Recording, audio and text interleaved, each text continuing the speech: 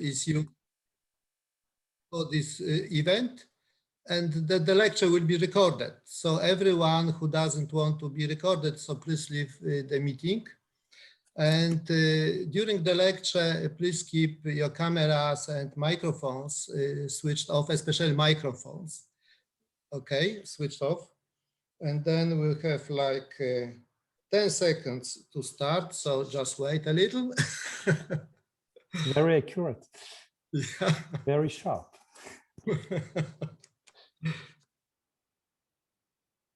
Okay.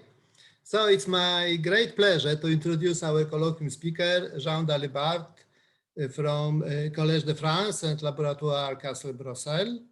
And just to say a few words about Jean, has completed his master thesis in 1981 under the supervision of Professor Cohen Tanuji.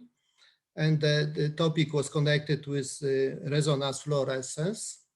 Then he completed PhD in 1986, also under the supervision of Claude Cohen Tanuji. And this time the topic was connected with light matter interaction, so slightly more general. Between 1992 and 2012, Jean Dalibard was the director of research at CNRS. And between 2003 and 2016, professor at École Polytechnique in Paris. Starting from 2012, has become a professor at Collège de France. Well, he was elected a member of numerous academia, just mention some of them. For example, the French Academy of Sciences, the European Academy of Sciences, the Academia Europea, the American Philosophical Society and the National Academy of Sciences and some others. He also received numerous prizes and distinctions. For example, in 2009, Blaise Pascal Medal of the European Academy of Sciences. In 2012, the Davison Germer Prize of the American Physical Society. In the same year, Max Born Award of the Optical Society of America. 2017, Bose-Einstein Condensation Prize. And quite recently, he became Jacques Solvay International Chair in Physics at the International Solvay Institutes in Brussels. Well, to say the truth, his bibliometric parameters are really very good, let's say. So his H index is about 80 or above 80, and the number of citations is about 44,000. And Jean Dalibard heads an experimental research group at, it was at least some years ago, at CNRS, ENS, and Collège de France in Paris. And his pioneering recent achievements include the first observation of a Kosterlitz-Thales transition into debose gases and studies of vortex dynamics in rotating condensates. But if it concerns his early career, Jean Dalibard was responsible for key theoretical ideas in laser cooling and trapping, including polarization gradient cooling and the magneto-optical trap. So, and today, Jean Dalibard will talk about topology and scale invariance in atomic flatland. So, Jean, the virtual floor is yours. Thank you very much for this non-virtual introduction. It was a very kind introduction. I would like to add to this that among what I did, I was a student in Les Houches in 1982, if you remember, and we were sharing the same room. Yeah, absolutely. Exactly. This is where we were a bit younger than now. I mean, it was 40 years ago, but we shared the same room for more than a month, and that was very enjoyable, at least for me. Okay, so let me share my screen to start the talk. Here it is. I hope everyone can see it. Is it okay? Yes. Okay, good. So thanks again for this very kind invitation. I'm really glad to see so many good friends in the audience, in the virtual audience. Indeed, I would like to speak about flatland today, that is two-dimensional physics. And I would like to explain you that laser-cooled atomic gases are actually a very good system to study various aspects of flatland.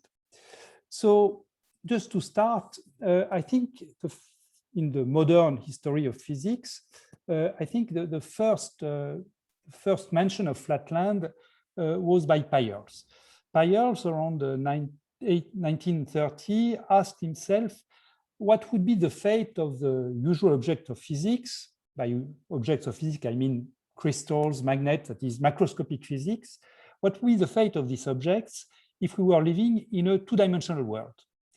And the answer of Peierls was that actually they would not exist.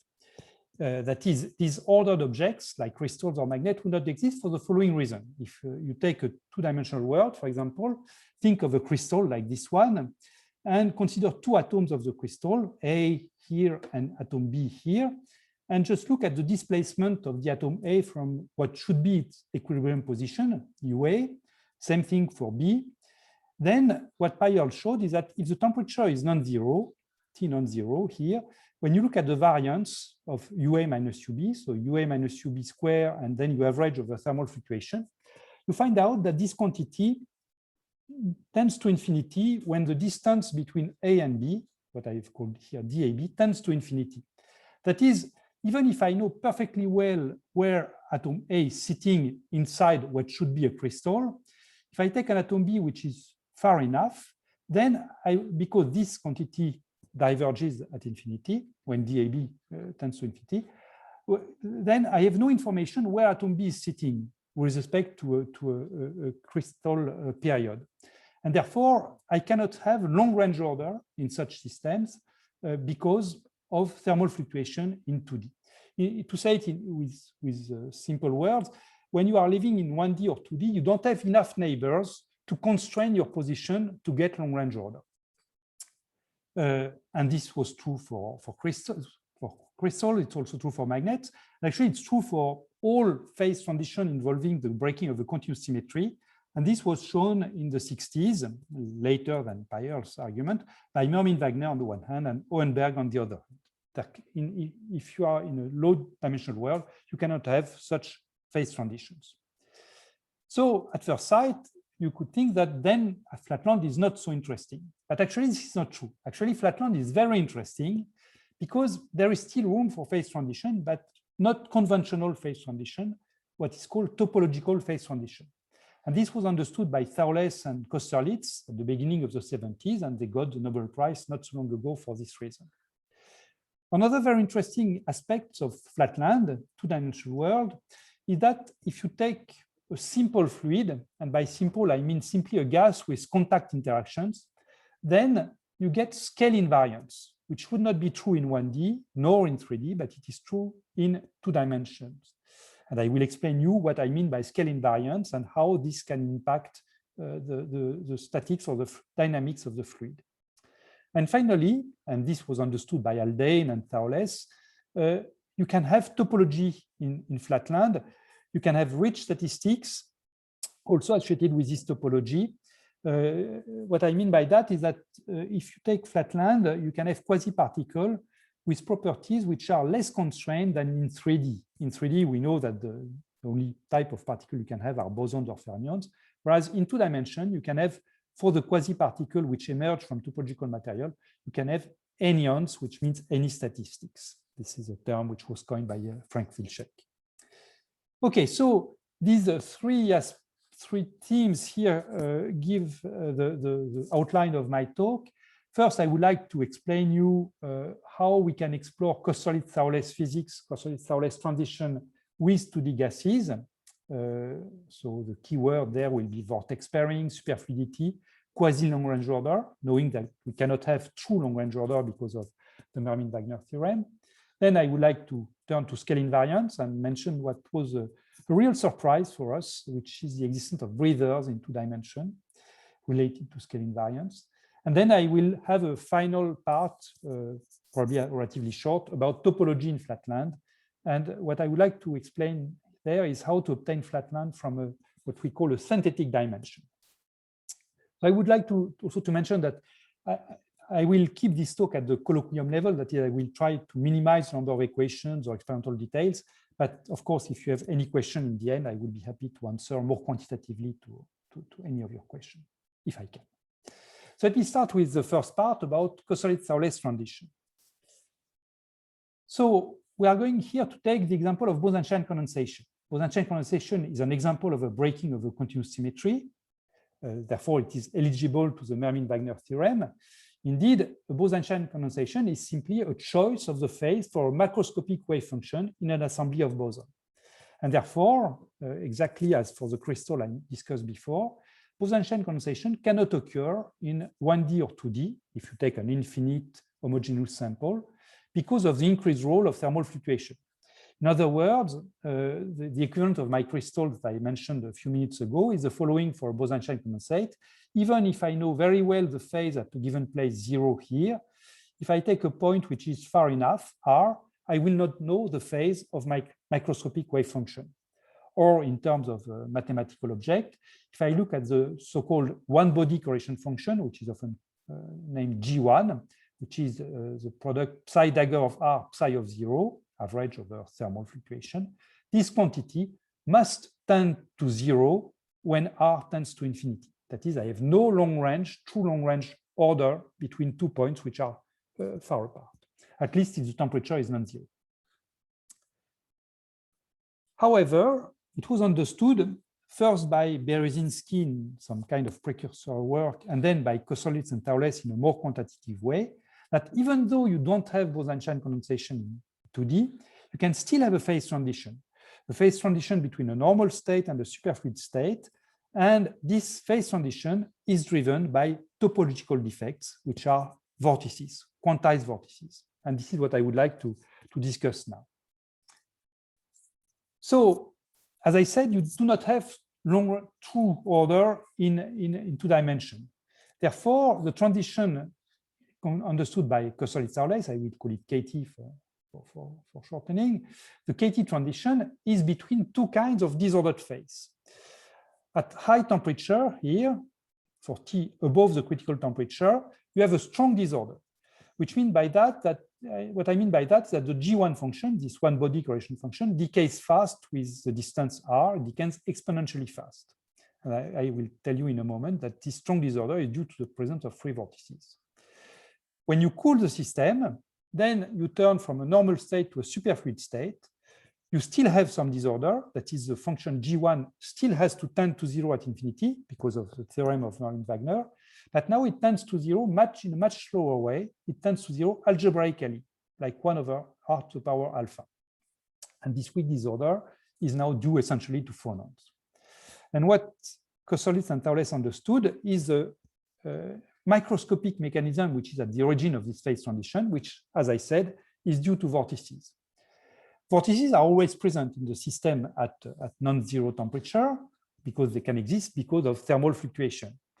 But at low temperature, more specifically below Tc, they are always paired in the following sense.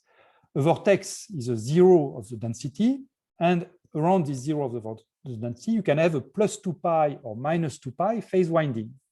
And at low temperature, you always have a positive vortex, a plus 2 pi phase winding, nearby a negative vortex, a vortex with minus 2 pi phase winding, so that the full winding around this pair of vortices is 0. So at low temperature, you have these pairs of vortices, and because they are paired like this, essentially they do not break superfluidity. If you have a permanent current on the edge here, marked by the square, then if a pair of vortices cross this permanent current, it doesn't change the current at all. But now, if the temperature increases, what Kosterlitz and Thouless understood that the distance between the 2 members of the pair, the average distance increases. This average distance diverges at Tc, and then above Tc, the vortex pairs unbind. Now you have the free vortices, positive and negative, which live their own life. And then you lose completely superfluidity because if you have this permanent current on the edge here, it can be crossed by a positive vortex, which will decrease the value of the current, and then the current will fluctuate and tend to 0 rapidly. So this is really the mechanism at the origin of this phase transition between a superfluid state and a normal state. And I insist the two states are disordered, but not with the same type of disorder. And soon after the prediction of Kostoritz and Thouless, it was in 1973, soon after, there were first evidences of this transition, especially in a very nice experiment done by Bishop and Repi, looking at the superfluidity of liquid helium fins. So now I would like to turn to what we are doing experimentally with cold atomic gases. So I'm not going to go through all the process of cooling atomic gases with laser light. Let's take it for granted. And this is now how an experiment can be done on 2D physics. So first, we have to freeze the motion along one direction, the vertical direction z. And for that, we apply a lattice, an optical lattice made by two interfering laser beams, which are represented here, so that the atoms are trapped at a single node of this lattice. So the atoms here are in blue, and the lattice is relatively intense, so that the atoms are really confined in a single node. They cannot move anymore along the z direction. The frequency of the lattice is typically a few kilohertz, and the temperature of the atoms is much lower than this 4 kilohertz here. So really the atoms are in the ground state of this harmonic well that can represent the motion around the node of this lattice. Now, in the XY plane, in the horizontal plane, the atom can move. In most of the experiments I will discuss today, they can move freely, but of course, we have to put edges so that they do not go to infinity. And for that, we apply box-like potentials. We use digital mirror devices, like the one you have in photograph here. We imprint any kind of drawing on this device, and we make an image of this drawing. So here we made an image of a star with a microscope objective onto the atom. So the light that we shine on this digital mirror device tends to repel the atom. So inside the star, there is no light. So the atoms are happy. They can move freely inside the star. And the edge of the star here constitute hard walls, and the atom cannot go through this wall, so they are confined inside the star, and this is a picture of the atomic cloud here. So the typical distance is a few tens of micrometer. The density is of typically 100 atoms per micrometer square, and in such a picture you have something like 100,000 atoms. Of course, these numbers can be adjusted at will depending on what we want to do, but these are typical orders of magnitude. And the temperature of the system is notably below 1 microkelvin, can go down to 10 nanokelvin typically. Okay, so now that we have that, I can tell you a few observations that could be done with these atomic gases in order to check the prediction of Kostoritz and Thouless.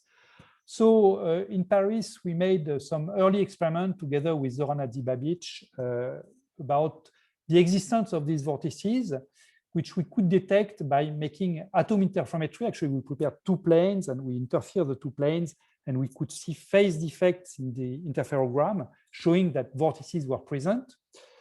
Here I show a picture obtained a few years later by the Yong-Il Shin and his group in Korea.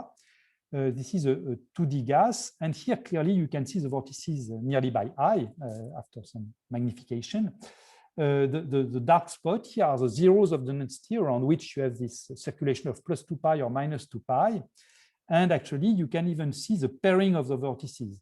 Here you don't know the phase. You have to do an interference experiment in order to see the phase, but at least you can see that these two vortices are close together, and probably it was a plus 2 pi and minus 2 pi. Another pair is sitting here, another pair is sitting here. And there have been many groups who have contributed to this understanding of vortices and the phases of this Kostoritz-Thouless gas. Another experiment that, of course, has to be done in order to predict the prediction of Kostoritz and Thouless is to test superfluidity. This is something we did in Paris in 2012 with rubidium atom. Just to show the diversity of groups who have worked on this, I show here a result obtained a few years later by Henning Moritz and his group in Hamburg.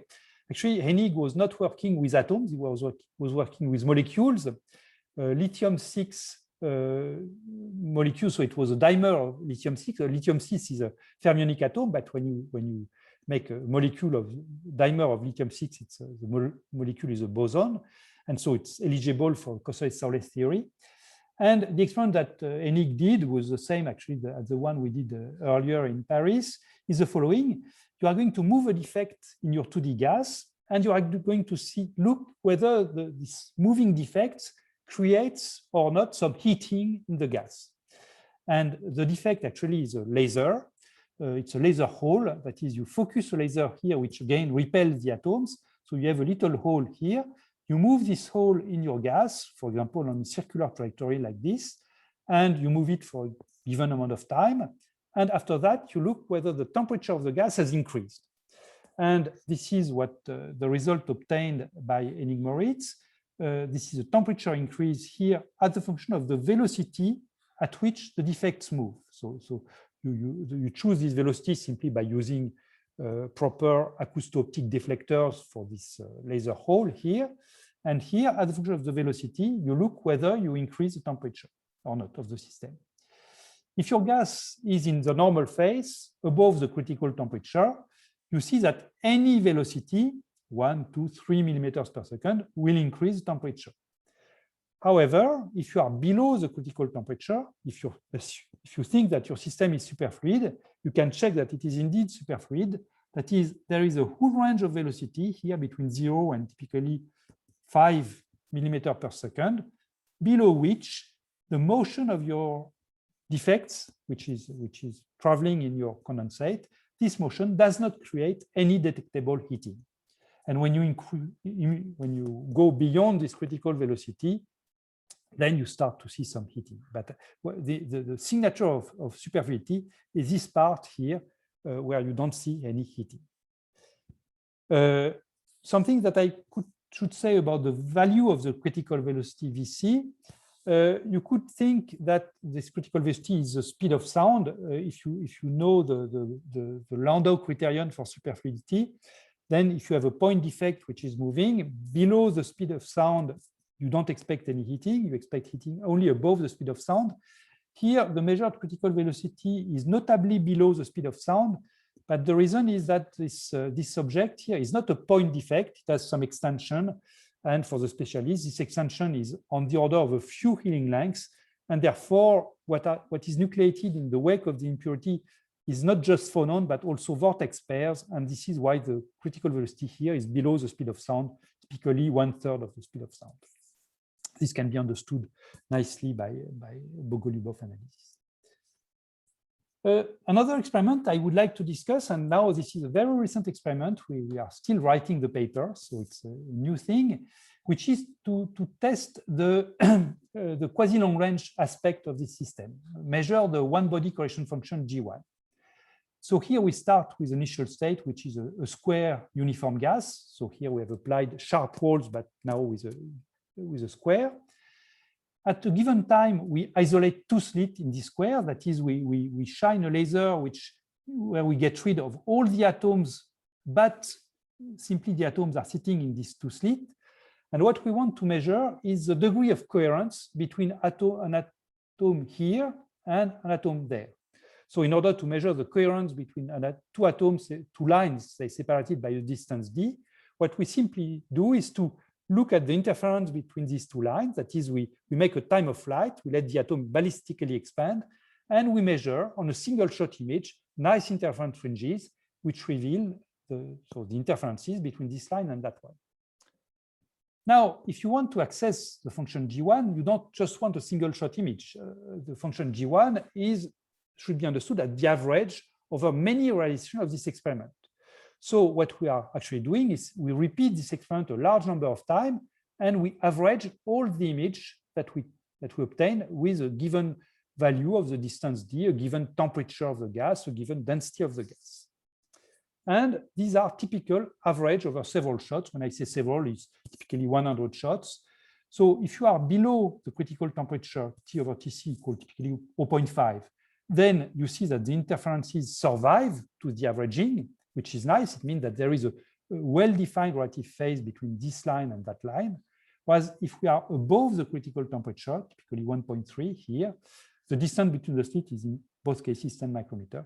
Then when you average the interference picture, you don't get anything remaining. You get a gray picture, essentially, which means that there was no definite phase relation between these two lines. And we can be a bit more quantitative. I'm going here relatively fast, but if you plot this G1 of D as a function of D, I told you before that if you are in the quasi-long-range order predicted by Kosterlitz-Thouless, you expect an algebraic decay of G1. So we plot G1 of D in a log-log plot, and therefore we expect a straight line in this log-log plot. And at least for the data which are above TC, we see indeed straight lines over the decade that we could explore. And even better, if we look at the value of this slope here, so if we look at the value of the exponent of the algebraic decay right at TC, so these are the green points, T over TC equal 1.01, we find an exponent here which is compatible with the 1/4, which is actually the universal prediction for the Kosterlitz-Thouless prediction. For transition, it was predicted by Kosterlitz and Nelson, this 1/4. And we could indeed measure it experimentally, which is, I think, the first time this was measured. Okay, so this ends my first part about Kosterlitz-Thouless physics. I wanted here to explain you that actually atomic gases allows us to explore many facets of this physics, from quasi-long-range order to superfluidity to the evidence for vortices. And there is really an excellent agreement between the experimental results and the theoretical prediction, which are based on essentially stochastic field method. And I cannot resist to the pleasure of showing a result that was obtained by Zoran Adibabic and his group in Cambridge, and which was published 1 week ago or so in Nature, which is the observation of first and second sound in a 2D gas. So I'm not going to detail this at all, but you could see above TC only a first sound. The first sound is essentially the motion of the normal component in this system. And below TC could measure both the first sound in red and the second sound in blue, the second sound being essentially the motion of the superfluid component. And he could extract from this the superfluid phase space density, and again, very good agreement with theory. So here I'm going very fast, but I just, since it is a result that appeared 1 week ago in Nature, I wanted to mention. Okay, so now I'm going to the second part of the talk, which is dealing with scale invariance. And what I'm going to explain you is how 2D gases are really specific because they have contact interaction. And I would like then to explain you why this leads to the existence of breathers. So what I'm going to discuss now is a recent work that we performed. Essentially, this is the work of Raphaël Saint-Jalme, PhD work of Raphaël Saint-Jalme and Brice Bacali. And I'm working on this together with Jérôme Beugnon and Sylvain Asselin. This was also true actually for the experiment that we did on G1. And Patricia Castillo and Quan Su are postdoc with us. So let me start with scale invariance. You may not all be familiar with scale invariance. So let me explain you what I mean by scale invariance in this context. I will say that a fluid is scale invariant if its equation of motion are invariant in some rescaling of position and time. More specifically, I assume that I take a fluid and I assume that I rescale the position r by r over lambda. I divide the position by lambda. This is what, when I go from the left to the right here. I divide the time by lambda square, which means that the velocity are multiplied by lambda. And I ask myself, are the equation of motion of the fluid invariant in such a rescaling? In other words, is the action of the fluid, the integral of energy times dt, invariant in such a rescaling? And I'm going to give you 2 examples of that, but I can already say that irrespective of this example, when you have scale invariance, you have a considerable simplification of the study of both the equilibrium properties of the fluid and also the dynamical properties of the fluid. And I will concentrate on the dynamical property later. So how can I have this invariant? So first of all, I would like to say that if I take an ideal gas where all the energy is kinetic, then an ideal gas is clearly scale invariant. And actually, this was the reason for this choice of lambda here and lambda square here. Indeed, if you rescale r by r over lambda and t over lambda squared. Therefore, if you have this scaling for the velocity, then the kinetic energy, which is the square of the velocity in a non-relativistic domain, will be lambda square. Kinetic energy will be multiplied by lambda square, and therefore the action, kinetic energy times dt, will be this lambda square times 1 over lambda square here. So the action of the ideal gas will be invariant. Of course, we know everything about the ideal gas, so it's not so interesting. The question is, what about interactions? Can we achieve systems with an interaction energy which, as for the kinetic energy, it varies like lambda square when I change r to r over lambda? And the answer is yes, and there are some known examples for that. So I want again to have, when r goes to r over lambda, I want the interaction energy multiplied by lambda square. So let me give you two examples. There are a few others, but let me give you two examples. The first one is the 3D Fermi gas in the unitary regime. The unitary regime corresponds to a regime where the scattering length, which characterizes the binary interaction, is infinite. Then you have no length scale associated with interactions because the scattering length disappears from the problem because it is infinite. And therefore, if you use Bethe-Peierls boundary condition, you can show that indeed the interaction energy scales like lambda square. The other example, and this is the one on which I will concentrate in the following, is contact interaction in a 2D gas. And I will use a 2D Bose gas in the following. If you take contact interaction, so interaction described by a delta function, delta distribution, Dirac distribution, delta of r, then when you rescale r by r over lambda, so you get g delta of r over lambda, then in 2D, we all know that Dirac distribution gives me lambda squared g of delta of r. If I were in 1D, I would get a lambda only here, not lambda square. If I am in Jean, 3D, may I ask a question? Sure. In 2D, a proper self-adjoint interaction has this correction. Sure. And so what's the relation? This is the footnote I will put here. Oh, okay. Okay. So you're perfectly correct. Yes. Yes. But okay, I will come to that in a moment. But thanks for the question. It's a very relevant question. So let's assume that Kazik didn't ask his question. And so if you are in 2D, you get lambda square, which is exactly what you want. If you were in 3D or in 1D, you wouldn't get lambda square, and so you don't get scale invariance in 2D. Now, Kazik arrived and tell me very correctly that as soon as you use a contact interaction in 2D, you may run in some problem. And this is true if you try to describe the quantum dynamics of the gas. That is, if you try to describe the interaction between particles in a quantum way, then you need to regularize your delta function. When you do so, actually, you have to introduce a length scale or an energy scale because you have to go through a renormalization group approach, and you have a so-called quantum anomaly. That is, you are in the presence where a classical field is perfectly correct with this lambda square. You can write Gross-Pythagorean equation in 2D. It's a classical field equation, and everything is okay with the contact interaction. That is the integral of psi4 in 2D. Everything is okay. But when you go to quantum physics, then this symmetry that is contained in this scale invariance disappear, and this is exactly what is called a quantum anomaly. So everything I will discuss later assumes that the Gross-Pythagorean description of my system is valid. That is, that my particles are not interacting too strongly. Okay, but indeed, one has to keep in mind that if one turns really to a quantum description of the system, this quantum anomaly will show up. Kazik, does it answer your question? I hope so. Absolutely. Okay, thanks. So thanks for asking. It was, as I said, a very relevant question. Okay, so there have been already a few consequences of scale invariance for cold gases which have been investigated. One which I will discuss later in 1 minute is dynamics in harmonic traps. This was discovered by Pythaevsky and Roche more than 20 years ago now, and it was investigated in a few groups, working both with bosons and fermions. Universal thermodynamics for Fermi gas at unitarity have been studied a lot. I've put a few references, but this is now a subject which is very heavily studied.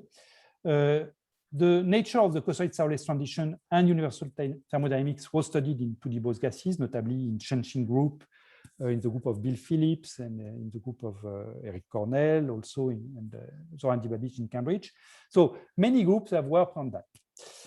I would like to focus here on the dynamics in a harmonic trap, which is quite interesting. And I would like to mention here the work of Lev Pitaevsky and Achim Roche in '97. So again, what I'm going to discuss here is at the level of the classical field equation, the Gross-Pitaevsky equation. It would not be true if I were turning to a quantum field theory, if you want. It's a classical field theory that I'm discussing. So assume that you prepare an arbitrary shape for your gas at t equals 0. It can be a triangle, it can be a square, it can be a star, whatever you want. It's any shape that you take at t equals 0. Now, at t equals 0, you switch off the wall that was confining your gas, and you apply a 2D isotropic harmonic potential of frequency omega. And this is all in presence of interaction. So it's really the Gross-Pitaevsky equation with its nonlinearity, which is describing the interaction of your system. You let the system evolve in the presence of the harmonic potential and in the presence of interaction, and you measure the second moment of the position r squared after some time t. And what Pitaevsky and Roche predicted for this classical field equation, nonlinear classical field equation, is a perfect periodic evolution with a frequency 2 omega, where omega is the frequency of the trap. So it's a very strong result because it's a sweet result which holds for nonlinear equation in the presence of interaction. And you can check it very nicely in an experiment. So here, this is an experiment that we did where we started with a square. So we have a square at time t equals 0 here. We let the system evolve, and we let evolve for some time. We take a picture at this time, for example, and we calculate r squared from what we measure. And we see a nice evolution, a periodic evolution. So we published this in PhysRevex 2 years ago. I insist that what is periodic here is r squared. This is not the global shape. And indeed, if we look at this, the state of the gas at this time here, it's not anymore a square that we have here. It's something which is more or less round. But the nice result of Pitaevsky and Roche, which holds for the variance r squared, is still valid. That is, the variance of this picture here is exactly the same as the variance of the square that we had at the beginning. And here, I don't know what the figure was, but I could provide you with the picture if you want, but I don't remember exactly. But the important point of Pitaevsky and Roche, it is the same variance here, here, here, here. So when we were working on that, we asked ourselves a much more constraining question, so to speak, which is the following. Pitaevsky and Roche gives us a result about r squared, but the question that we are now asking is, are there shapes that lead to a fully periodic motion? That is not only the average value of r squared, but the average value of r cube, r4, r6, whatever. All the moments are there figures which are completely periodic. That is, all the moments Rn are periodic and all come in phase together. So this is what is requested, to have periodic figure. And at first, we thought that this was asking too much. However, we found an example of that. And actually, we only found one, which is the equilateral triangle in the strongly interacting Thomas-Fermi regime. Again, this is at the level of classical field equation. So if you start with a triangle at time t equals 0, you have strong interactions in the sense that you are in the Thomas-Fermi regime. If you want, it means that the healing length of this triangle is small compared to the size of the triangle. The size of the triangle is a few tens of micrometer here, and the healing length is a fraction of micrometer. We start with this triangle at t equals 0. We let it evolve. And after half a period of the harmonic trap, you recover exactly the same triangle. And you can check with the GP equation that this is indeed true. That is, you start with this triangle at t equals 0. And after half a period of the harmonic trap, you get a wave function psi f, which has an overlap with psi I, which is very, very close to 1. And the larger the grid that you take for your calculation, the closer this is to 1. And this does not seem to occur for any other polygonal shape. We tried squares, we tried pentagons, we tried hexagons. It doesn't work. It works only for equilateral triangle. So this was really a mystery for us. There have been very recently two recent theoretical insights, one by Shi, Gao, and Wicai, with what they call idealized hydrodynamics, which is that they show that in some specific case, the solution of the hydrodynamic equations, the one of the Gross-Piasecki equation, can be exactly constructed from the solution of a non-interacting Boltzmann equation. So it's a mapping of strongly interacting system described by hydrodynamic onto a non-interacting system. And in their proof, scale invariance appears as a necessary condition. It's not sufficient because otherwise the square would be also periodic or the hexagon, but it is necessary to have scale invariance. And then there is another paper by Olshani and co-workers. So this was really a few months ago, where they could relate these triangular Gross-Piasecki breathers to Chandrasekhar shock waves, Tamsky-Chandrasekhar shock waves. And what Olshani and co-workers explained, that the shock wave, which is created by the density jump at the end of this triangle, does not induce further catastrophe in the hydrodynamic equation, which is a necessary condition again for this to work. So now with these two pieces of work, we start to understand a bit better these triangular breathers, why it works for triangle and not for other shapes. But still, I think there is still some work which is needed to have a full understanding of that. Okay, so this ends up the second part. And now I would like to turn to the last part of this talk, which is topology in flatland. And I would like— Sorry, may I ask the question concerning the previous part? Sure, yes. Very short. What would happen if you start with a circle?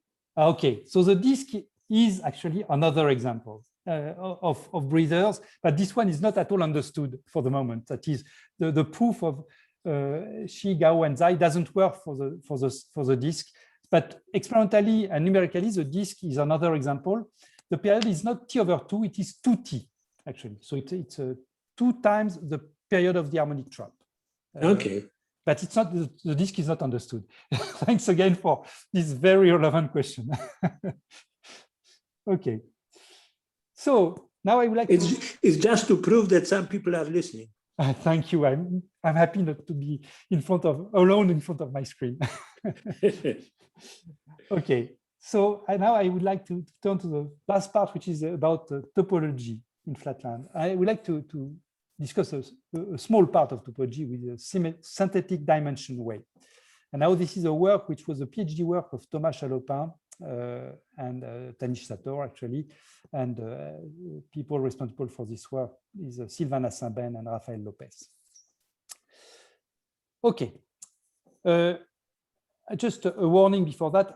There is really a huge activity now on topological bands for atoms and for photons, not to speak, of course, about condensed matter. So I'm not going to review all these works.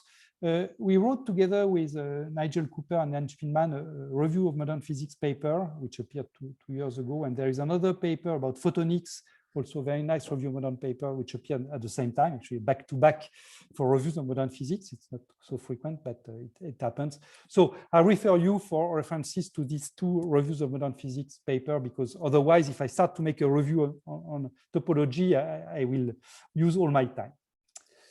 So what I would like to start with is Landau levels. I'm sure many of you are familiar with Landau levels and quantum Hall effects, so I will be very brief. Let me start with classical physics. If you start with a single classical charged particle in a uniform magnetic field, B, parallel to the XY plane, my particle moves in the XY plane, I know that I get circular orbits, cyclotron orbits at a frequency QB over M.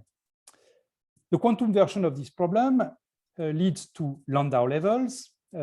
So these levels are infinitely degenerate levels. They are separated by h bar omega c. So omega c is the same cyclotron frequency as for the classical problem. And this massive degeneracy here is just the quantum counterpart of the fact that here I can put my cyclotron orbit anywhere in the plane. It will be the same orbit. And these bands are topological, and they lead to a quantum Hall effect, both integer if I have no interaction between particle and fractional if I take into account interactions. And the signature of this topology are quantized conductivity, edge states, and so on. So now, how can we do that with atoms?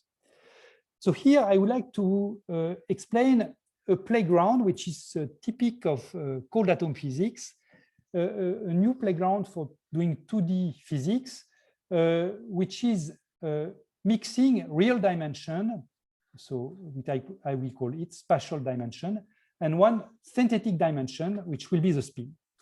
And this was proposed by the Levenshtein group actually a few years ago in this paper. It was first implemented with a small spin system in various laboratories. Here I'm going to use a large spin system, which is a dysprosium atom, which has angular momentum, spin angular momentum, J equal 8. So the synthetic dimension here, I shaded with a spin, has 17 possible states, 2J plus 1, so J equal 8, gives me 17 possible Zeeman sublevels. So here I have a discretized dimension with 17 possible states. Dimension of the Hilbert space here, 17. And the continuous dimension here, X, is represented here. So now it's a continuous dimension. The particle can freely move along X. So if you want, here my 2D system is a ribbon composed of 17 lines, which are going to be connected.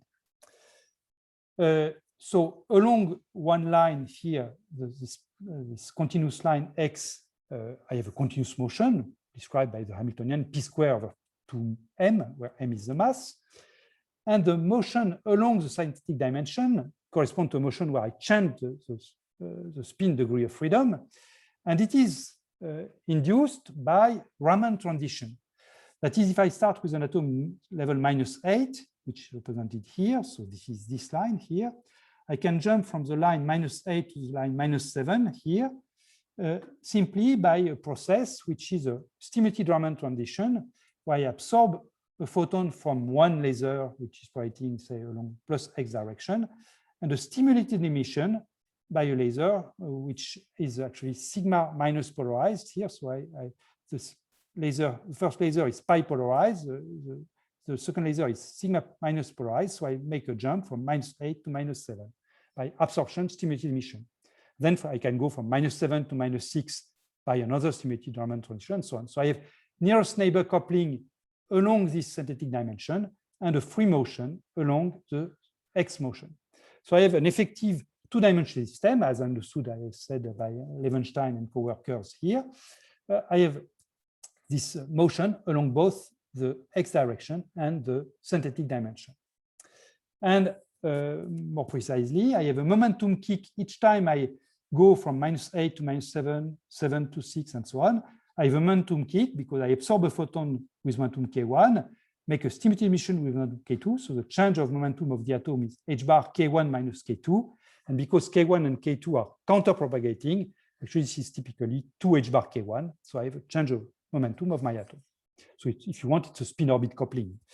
I change both the degree of spin degree of freedom and the orbital state of the atom. So what is the relation between this and Landau level? So first I have to explain you how we get flat bands out of that. So this is how to get flat bands is relatively simple. I start with my family of coupled states. So I have the internal state of my atom that I call Gm, with m, the spin degree of freedom from -8 to +8, and the momentum p minus mh bar k. So this corresponds in absence of coupling. So if I have simply p squared over 2m as my Hamiltonian, I neglect for the moment the coupling that I have written here. So omega equals 0. I simply have 17 parabolas here, each parabola corresponding to one value of the spin of my atom, from -8 to +8. So I have 17 parabolas in the absence of coupling. So now I introduce the coupling here, minus h bar omega, and this coupling G plus, so I go from -8 to -7, 7 to 6, times e to the ikx. I gain a momentum e to the ikx. So I apply this coupling, and this coupling is going to couple the parabola -8 to parabola -7, -7 to -6. So every time I had a crossing, now it becomes an avoided crossing. And you can easily understand that if I choose properly the value of omega here, I will get something which will be nearly flat for all these bands here, and something which will be nearly flat here. And of course, it will be less and less flat if I go higher, but it's sufficient to have two bands which are flat for what I want to discuss. And so this flat band here, I pretend that this is the equivalent of a Landau level, that is for a large range of quasi-momentum here, I have an energy which is nearly independent of the momentum. Let me say a word about the unit of energies I have used here. I have the mass for my atom, which gives me a scale of mass, of course. And I told you before that I have an exchange of momentum h bar k in the problem, where h bar k is the momentum of a photon. So I have a natural unit of energy, which is the recoil energy, and express all energies here in unit of recoil energy, h bar square k square over 2n, and the coupling also in this unit. So I tell you that this is a Landau level. So it is flat, so it's good to be eligible as a Landau level, but I want to insist that it is also topological. And in order to understand the topology here, if I don't want to write any equation, the best way is to relate this to the Aronoff-Bohm effect. So I suppose you all know the Aronoff-Bohm effect. The Aronoff-Bohm effect tells me that if I take a charged particle in a magnetic field, when I make a closed trajectory, then I have some geometric phase which is acquired when I travel around the edge of this trajectory. So let's do the same here. Suppose I start with an atom in XA here. Let's suppose that first the trajectory will be this square here. First, I jump from, say, spin state M to spin M plus 1. So doing so, I make a absorption stimulated emission transition, and I print on my atom the phase of this pair of lasers e to the I k XA, where XA is the position of the atom. Then the atom moves along the spatial dimension here in state M plus 1, and then comes back to M by just the reverse Raman transition. And then it will restore to the laser beam the phase e to minus akx, but now x is not the same as xa, it is xb. And then it travels back to here. And then I have a total phase here on this trajectory, which is e to the I k xa minus xb. This is a non-zero phase. This is exactly the same as Aronoff-Bohm phase. So this simple phase of the laser, this pin-orbit coupling, if you want, simulates the effect of a magnetic field on a charged particle. And this is what brings the topology in the system. So I just tell you now, show you how we do experimentally and how we show indeed that we have a topological system. So I just have 2 slides on that, and then I will finish. First of all, we have to prepare the system in this Raman, lowest Landau level here by Raman transition. So in order to do that, you have to trust me. We start with the atom in a kind of trivial state where we are sitting on this branch of parabola here. And then by a proper ramp of the frequencies of the laser beams causing the Raman transition, we can drag the atom at any place on this lowest band here. And then when we have prepared the atom somewhere here, we have to test that the atom is indeed where we think it is. And for that, we make a diagnosis by making a combination of the time of flight along the real dimension. So we let the system expand and we measure its velocity. And we probe also the spin state of the atom by simply Stern-Gerlach experiment. So usually when we teach Stern-Gerlach experiment in textbook, we have just a spin 1/2. So we have 2 spots, plus 1/2 and minus 1/2. Here we have 17 states. So we have a 17 spots Stern-Gerlach experiment. It's more complicated, but as you can see, we can resolve each spot. So it's we have a nice Stern-Gerlach separation. And if you want, each color here corresponds to a given preparation. So here, for example, the preparation that we have here corresponds to the green spot here. So actually on this Stern-Gerlach separation, we can see m equals 0, m equals +1, +2, and +3 typically. And here along the x-axis, this is the rate of the time of flight. So this is the real direction. So you see an atom here with a slightly positive velocity. These 2 spots have a velocity around 0, and this one has a spot nearly slightly negative. In average, the velocity is 0. And here, this is another preparation in pink here. This is we had prepared here, and we see again, now we see -1 for the spin state, -2, -3, -4. And again, typically an average velocity which is average in 0. The fact that the velocity is average in 0 makes sense. If you remember the definition of the velocity in quantum mechanics, or more generally the group velocity, this shows the derivative of the energy with respect to momentum. And if you have a flat band, you expect that the derivative of the energy with momentum is 0. So the group velocity should be 0. And this is why the group velocity actually is indeed 0 for all these points, which are somewhere in this band. It's not 0 anymore if we're sitting on this slope here, on that slope here, but for the whole range here, the group velocity is 0, as we can see on this picture. So it's first indication that we have indeed a flat band. Now, what about topology, cyclotron orbits? Well, we can see cyclotron orbits here. This is a nice thing about having such a large angular momentum for the artificial dimension, the synthetic dimension. We can prepare an atom inside the bulk, so to speak, so with a spin projection around m equals 0. We give a small kick to slightly populate the second Landau level, not only the lowest, but also the second Landau level. So if you want to prepare a wave packet, and we look at the evolution of this wave packet simply by monitoring the evolution of the position in real space and the spin state using Stern-Gerlach experiment. And to make a long story short, you see nice cyclotron orbits here with a cyclone period, which is typically 20 microseconds. And if we are on the edge, now we don't have any more cyclotron orbit, but we have the famous keeping orbits of the quantum Hall effect, which go on the left here and which go on the right here. This is a chirality of the problem, showing that indeed we have a topological system. And we can even go one step beyond, and we can measure Hall conductance and show that it is quantized.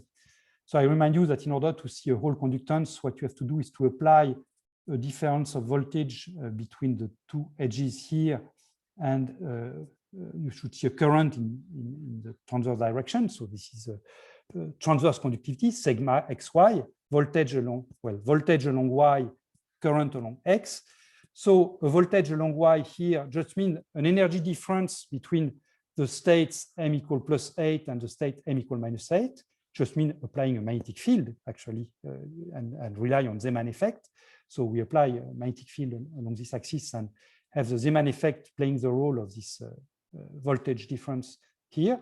And we look at the current, the flow of particles along x, and we measure in this way a transverse conductivity, which we can relate to a real topological marker, which is so-called Chern marker.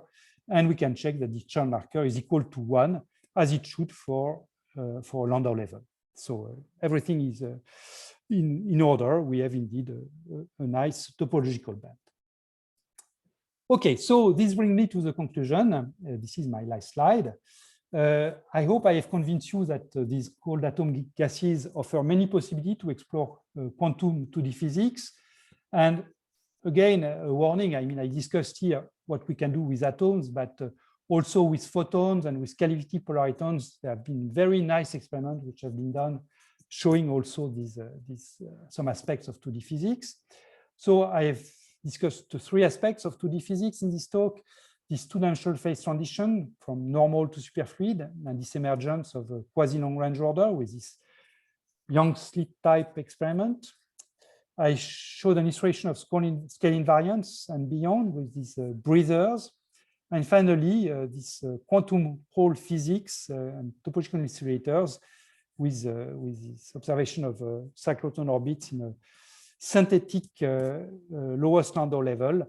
And there, the question really now is the role of interactions, whether we can go from what we can call integer Hall effect to fractional quantum Hall effect. And for the moment, we are not yet here, but if we can do this, that would be really very interesting. And with this, I stop, and thank you very much for your attention.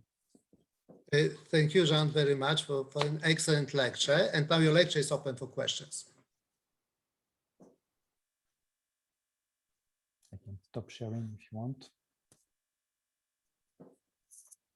Professor Żążewski, well, could you switch on your microphone? I'm always ready to ask a question, but I don't want to steal all the discussion. But still, Jean, I'm back with this scaling and the violation of scaling with this more precise description of a two-dimensional contact interaction. Yes. yeah, I understand that all you are talking about is based on the Gross-Pitaevsky equation. That is fine. Mhm. But then if I would think of departing from this scaling, then I would first think of stronger interaction, namely Feshbach resonance, and then increasing the coupling, because then we know that at some point Gross-Pitaevsky equation breaks down. Absolutely. However, there is an easier and I think very attractive way of doing something else, namely taking very reasonable and not very strong interaction, but going to a very few particles. Like Has it been- Tonkskas, you mean? Like for the 1D system? Yes, yes. Don't you think that this is really kind of a missing theory, little hole? So if you are in 1D, I fully agree with you that going to very dilute system increases the quantumness of the system, so to speak. Right, If you're in 3D, this is the reverse. You have to. sure. And in 2D? I would say in 2D, it's not relevant. Maybe within logarithm, I mean, maybe there can be log correction, but I think 2D again is intermediate between the two. Yeah. And because you have no length scale associated with interaction, I'm not sure that diluting the system would help. But I see what you have in mind, thinking of 1D, but I'm afraid that 2D again is halfway between 1D and 3D. And we interesting. Okay. Yes. Yes. Thank you. Okay. Further questions? I see. Can I ask a question? Yes. Okay. Hi, Gene. So I wanted to ask, could you compare the capabilities of like a true 2D gas to this synthetic 2D with the ribbon? Like, for example, you have this quantum Hall effect in the ribbon, but can you have that in the 2D gas? And what's sort of happening? So, yes. So the good thing about the ribbon is that you have hard walls by definition along the synthetic dimension, because your spin is bounded between +8 and -8. It cannot be +9 or -9 because it's a spin 8 system. Okay, so we have hard walls, and that was nice to see skipping orbit.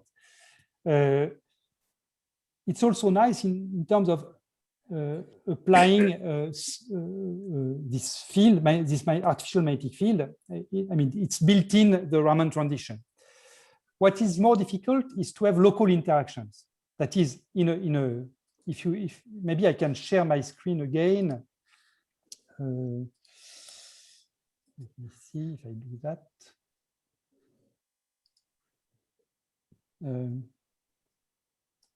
If I do that, yes. If I look at the interaction in this system, this an atom sitting in m = -8 at point x and an atom sitting here at m = +8 at point x, they are at the same place in real space. So they are interacting together because they are at the same place. So in a sense, I have local interaction along x, but I have very long range interaction, infinite range interaction along this direction, because all the atoms are sitting at the same place. So this system is not well suited if I really want to mimic a fractional quantum Hall state where I need contact interaction in both directions. So if I really want to mimic fractional quantum Hall system, and I cannot use this as such, because then I would be facing semi-local, semi-infinite range interaction. One way to recover quasi-local interaction with this system here is to apply a magnetic gradient along the direction y, the true direction of space, because then all the spin states, instead of sitting on the top of each other, will be slightly splitted. Again, Stern-Gerlach experiment. And then I will recover. I still want the various lines to have a partial overlap, but it will be only partial. And this -8 will be far from the +8. Simply, it will have a partial overlap with -7, -6, so that can still have jumps from one line to the other. If we succeed in doing that, I mean, that is on our agenda, then I would say there is no big difference between a true synthetic dimension, a true dimension and a synthetic one, in the sense that this one is relatively large. So we have a nice bulk here. We have edge states here. So I think we have all the ingredients of a standard ribbon. Thanks. Yeah, I'm always amazed at this idea of Alessio Celli's actually works in practice. It looks Yeah, so yeah. exotic. We are when it very first grateful came to out. them. Yes. I think Marius raising his hand. Yeah, Jean, our colleagues from the Institute of Physics know very well about quantum Hall effect from the perspective of condensed matter physics. Could you stress what new we can learn from experiments with ultra-cold atoms as compared to what can be done in the condensed matter? Good question. So, I mean, if we have a continuous system, I think the idea will be to revisit some phases of the fractional quantum Hall that are not fully understood. I think of the 5R filling, for example, it has still some mystery. Something we may be able to do with this system, which is not so easy to do, as you all know, with gases of electrons, is to look for anyons and do some kind of interferometry. I mean, maybe matter wave interferometry will be easier to implement on these systems than it is on condensed matter system where you may have defects and things like that. So maybe, there are many quotes around the maybe. Maybe we'll have cleaner experiments with that if we succeed in implementing nice interaction in this system. So that's the first part of the answer for a continuous system. Now we can also think of implementing this on lattice systems. So now I have a true lattice along X, a true lattice along Y, or a static dimension along Y. But now we have a lattice system, and then we have I mean, it's close to the Hofstadter system. And then we can have a flux per plaquette of the lattice, which is comparable to pi. So this is something that you cannot do with an electron on a crystalline lattice, because that would mean a magnetic field of thousands of Tesla. So then we can look at the quantum Hall effect on a lattice system. And then again, we may hope for new phases. So now it's not revisiting the well-known phases of the fractional quantum Hall system, but it is new phases induced by the lattice in the presence of a large flux per lattice plaquette. Thank you.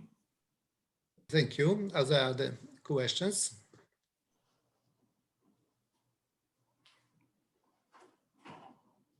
I don't. Well, I have another one if I can. Yeah, okay. So please. So how come the circular breather is not understood? That's like the first type that one would think of. And it's remarkable that it's not That's understood. true. That's true. So the proof of the proof of Witzai and colleagues is very ingenious. I'm waiting for the moment I will meet them in person and I can ask how they end up with this idea. An element of the proof is that you have to start with a geometrical figure, and this figure has to be such that when you squeeze it and translate it, the intersection of the squeezed and translated figure and the initial figure is still has the same shape. So if you take an equilateral triangle like this one, I don't know if you see my hands, and if you translate it, the intersection of the two will still be an equilateral triangle. That's crazy. If you take a disk, it doesn't work. And if you intersect two disks, you get something which. So the element of the proof, which is crucial in the proof, together with scale invariance, is absent for the disk. So that's the end. Thanks. But it would work. The nice output of the proof is that if you take a tetrahedron, and if you take a tetrahedron in a scale invariant system, that is, if you take a tetrahedron with, say, a Fermi gas, a unitary Fermi gas, so unitary Fermi gas provide you with scale invariance, tetrahedron translated and takes the interaction is still a tetrahedron, then you expect that the tetrahedron should be a breather in 3D. And I'm really looking forward to see this experiment realized. That's going to be hard because it's strongly interacting for real in that case. Yes, well, I mean, people know how to do strongly interacting Fermi gases, and making a tetrahedron just means making 4 sheets of light intersecting in space. And people know how to make cubes of gases. So tetrahedron is just 4 sheets at proper angles. So it's not easy because usually in your vacuum system, you don't have windows at, I don't remember the angle, 104 degrees or something like this. But it can be arranged. It can be I think. arranged, yeah. Yeah. Okay, Thanks. so thank you. Maybe more questions?